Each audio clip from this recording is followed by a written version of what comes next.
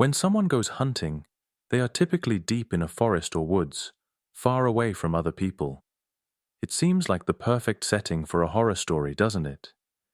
These three supposedly true tales will illustrate just how wrong things can go while hunting.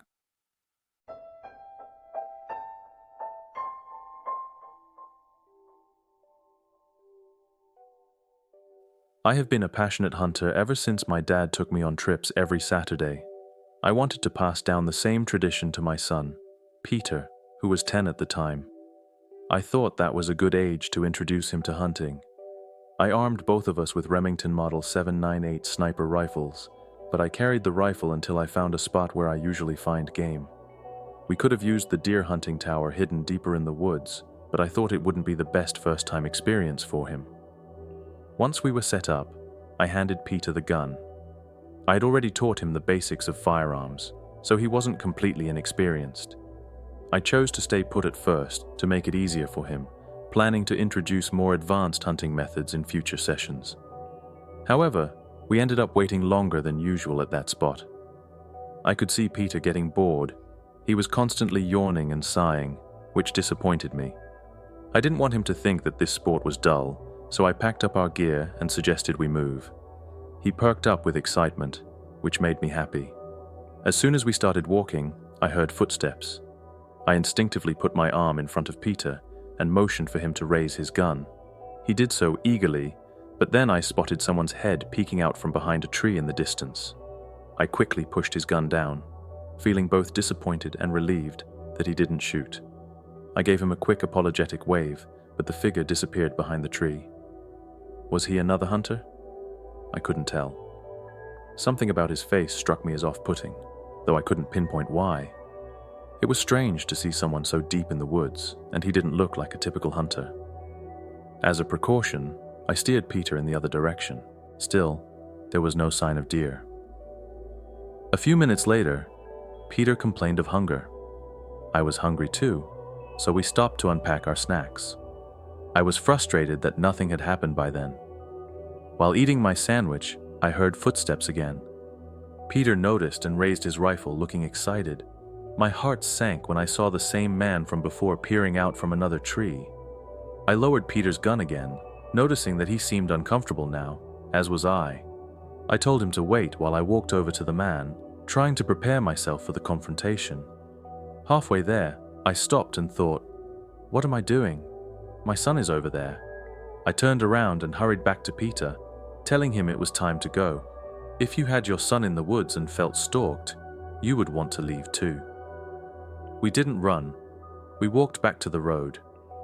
I mentally braced myself for the sound of a twig snapping or a leaf crunching behind us. When it happened, I nudged Peter to go ahead. I angrily turned around and stormed toward the man, who was once again hiding behind a tree. When I got within 30 feet, he moved back out of sight, and I heard a thud as if something had been dropped. My gun was loaded in my hand as I cautiously approached the tree. I didn't say a word. I simply crept closer. When I reached the tree, I felt as if everything around me had collapsed, and all I could focus on was the head lying face down on the ground in front of me. Just the head, no body. I didn't look up or around the tree to see who had dropped it there. I sprinted back to Peter and told him to run. We made it home safely within 5 minutes, and I ensured we weren't followed. I stayed up all night, keeping watch for my family's safety. The next day, my wife informed me of 2 local hunters who had disappeared, prompting me to call the police and report my experience.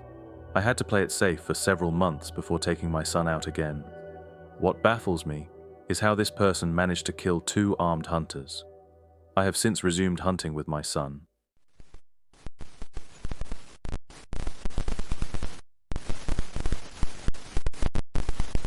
It was my first time hunting. At 21, I joined my friends Anthony, Christian, Tom, and his girlfriend Diana for elk hunting in a Colorado park. We brought 2 large tents, sleeping bags, 2 days' worth of food and drinks, and of course, guns. I couldn't even tell you the name of the rifle Anthony handed me. It was just a basic hunting rifle. Honestly, I felt conflicted about killing a living creature simply for fun. but after Anthony's fifth invitation, I felt pressured to say yes. Halfway through the car ride, I decided I wouldn't shoot any animals. Anthony pulled into a lot, and we hiked about a mile into the woods to set up camp. After setting up, we followed Anthony as he proudly talked about hunting techniques. I wished I had someone to laugh with, but everyone else seemed serious. I tried to joke with Anthony, asking if it would be better to stop talking so we wouldn't scare away potential prey. He didn't find it funny and got angry. From that point on, I kept quiet. Things took a turn when we encountered a strange group of people. 3 large, dirty men with long, tangled hair. They looked like they belonged to some secluded group in the woods. As we passed, they nodded at us, and we felt a wave of unease wash over us. It might sound exaggerated, but in that isolated setting, they felt threatening. Thankfully, they didn't follow us, allowing us to continue our hunt. Anthony ended up killing a deer, though we didn't find any elk. We dragged the deer back to our campsite, where Anthony and Tom began the messy process of skinning and gutting it. I didn't watch for long. Anthony made us venison burgers, which were surprisingly good. Despite my initial reservations, I was impressed with his skills. That night, we went to sleep as darkness fell, the fire still crackling outside. I struggled to get comfortable in my sleeping bag while Anthony and Christian quickly fell asleep. Just as I was about to get up to pee, I heard footsteps outside the tent. I opened my mouth to call out Tom or Diana's name, but hesitated, wondering if it was someone else. I lay still, listening. Suddenly, the zipper of our tent was pulled down. I threw my head to the side and pretended to be asleep. There was a brief pause before the zipper was pulled back up.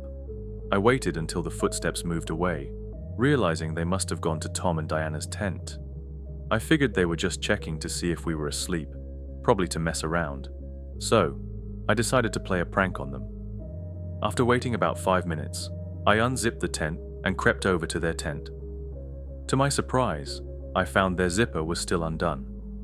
As I approached, I noticed 2 men inside, doing something to Diana. Panic surged through me, and I screamed as loud as I could, both out of fear and to wake everyone up. Anthony and Christian burst out of the tent with their rifles. The 2 men fled, but in the chaos, we realized something horrifying. After they fired their guns, we looked around and saw men hiding in the bushes and behind trees, all retreating into the forest. We tried to wake Tom and Diana, but they seemed to have been tranquilized by the men. We had no choice but to wait until they woke up, which took about half an hour. Running back to the car in that pitch-black forest was one of the most terrifying moments of my life. We had no idea who those people were. They could have been part of some secluded group, or even a cannibalistic family. We were just relieved to escape safely.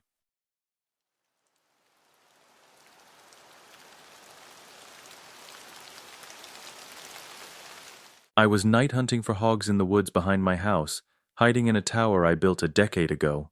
I had a night vision scope attachment, as I consider myself a serious hunter. I won't bore you with unnecessary details, so I'll keep this brief. While I know this story sounds far-fetched, it is entirely true, and I consider myself lucky to have such a horrifying tale to share. As I waited in the tower, I finally saw movement. I aimed my gun and was shocked to discover it wasn't a hog or any animal I expected. It was a man in all black sweatpants, black shoes, and a black hoodie pulled over his head. He was dragging a sack behind him. My heart raced.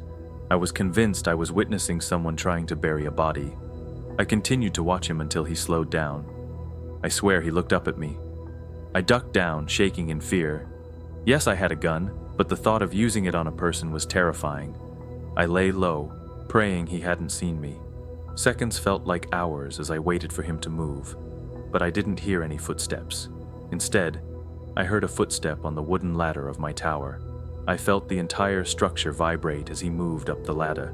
Deep down, I wondered if I could bring myself to shoot someone. Miraculously, he decided not to climb all the way up and jumped back down, dragging the sack away.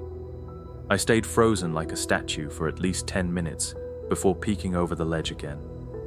The coast seemed clear, and I knew I had to warn the police.